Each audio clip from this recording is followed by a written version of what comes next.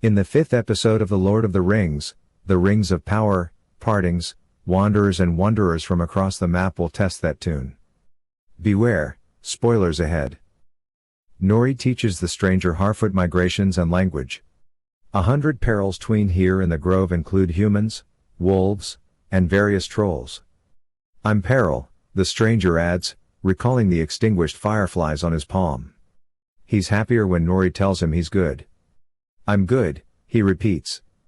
Poppy sings, past eyes of pale fire, black sand for my bed, I trade all I've known for the unknown ahead as the Brandyfoot party crawls through the grey marshes, waterfalls, the braids, thunderstorms, teas, and laughter. The song's magic is broken by images of the starfall and the stranger at the crater's heart. However, its mystery remains. Above the smoldering crater, whispers in the wind bring us to 3 mystery people, pale-eyed and swathed in white. One climbs and touches the crater's burned earth. They feel something. They don't look very happy about it. Bronwyn addresses the refugees from the Southlands tower. I know I'm not the king you've awaited, but if you choose to stand with me and fight, this tower will no longer be a reminder of our frailty, but a symbol of our strength, she promises. Mutiny follows early triumph. You will die. I say it'd be better to take our chances bowing to the supposed enemy. Waldreg yells. He calls Theo to accompany him and dozens more out of the tower. Ships preparing to aid the Southlanders block Numenor's harbor. Elendil generally ignores Isildur among the chaos.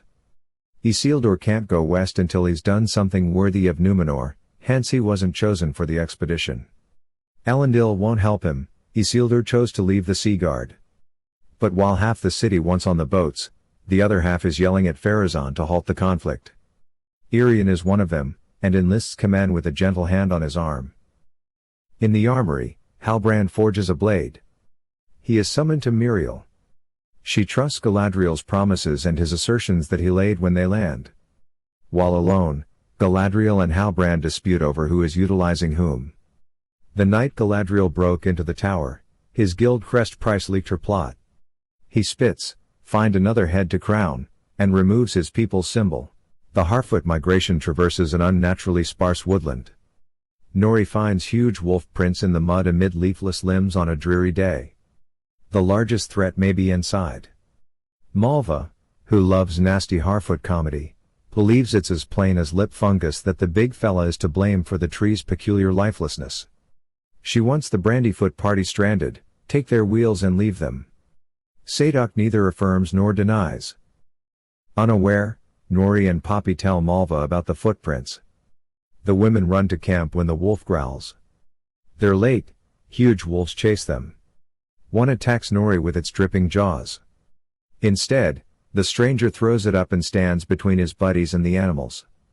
They are perils. He is good. The earthquake throws the wolves away. He saved his buddies but injured himself, a serpent of purple-black winds from his wrist to his forearm. Elendil watches Valandil and Antamo sword fight in Numenor. He invites Galadriel to share her expertise. Come at me. We will see who can score flesh, she tells 5 trainees. Elendil promises a promotion to anyone who can score a point on her. She dodges Valandil's strokes and Antamo's smashes.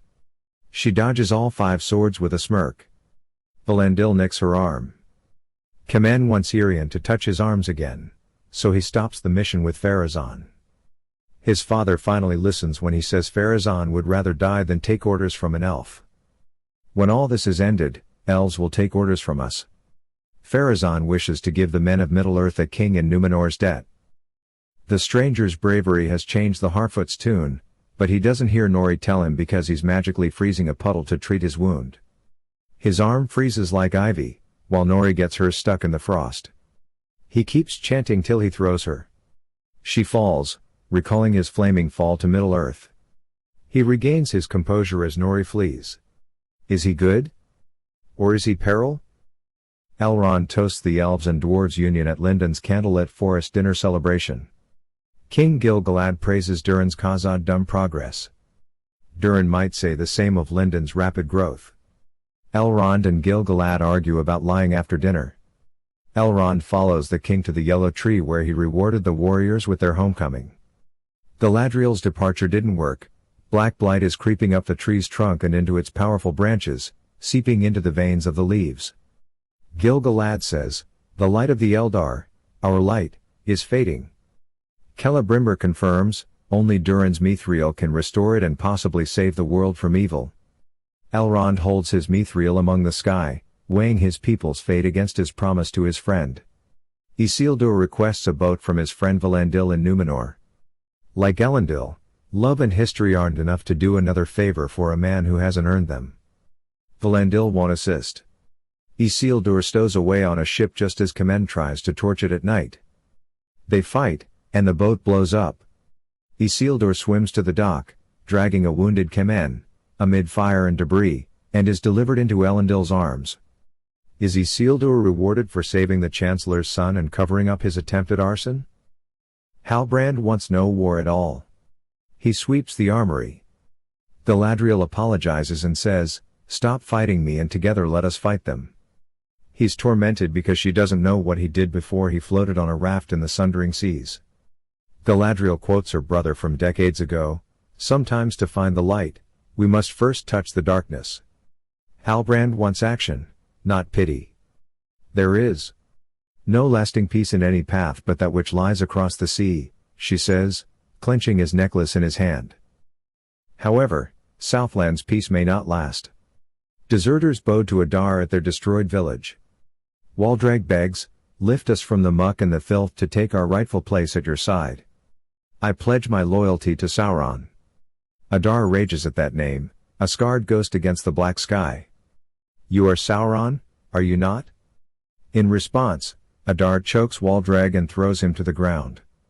Is he Sauron, enraged to be discovered? Is he another evil, with Sauron still waiting? Waldrag is unperturbed. "I'll serve you, then, whoever you are." Adar snatches Rowan, kneels him, and throws Waldrag a knife.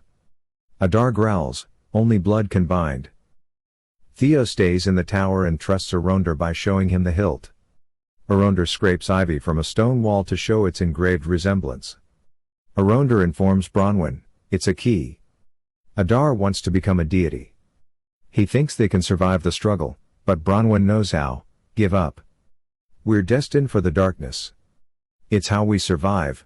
Durin is escorted by elves through the golden linden woodland to Khazad-dûm with the massive stone table he deceived Gil-galad into giving up. Elrond admits he came to Khazad-dûm for mithril, even though he did not know it. Without it, the elves must leave Middle-earth or die, he tells Durin. Durin appreciates this unexpected strength and agrees to convince his father to mine it. Halbrand also chose sides. As the war procession passes, he rides a horse in sunlight. Miriel observes as her people's crimson, pink, and purple flowers fall around her.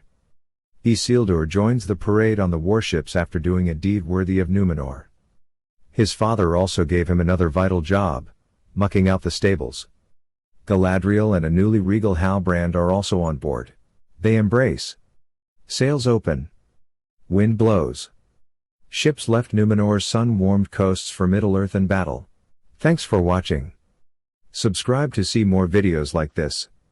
Click like and turn on notifications to help out the channel.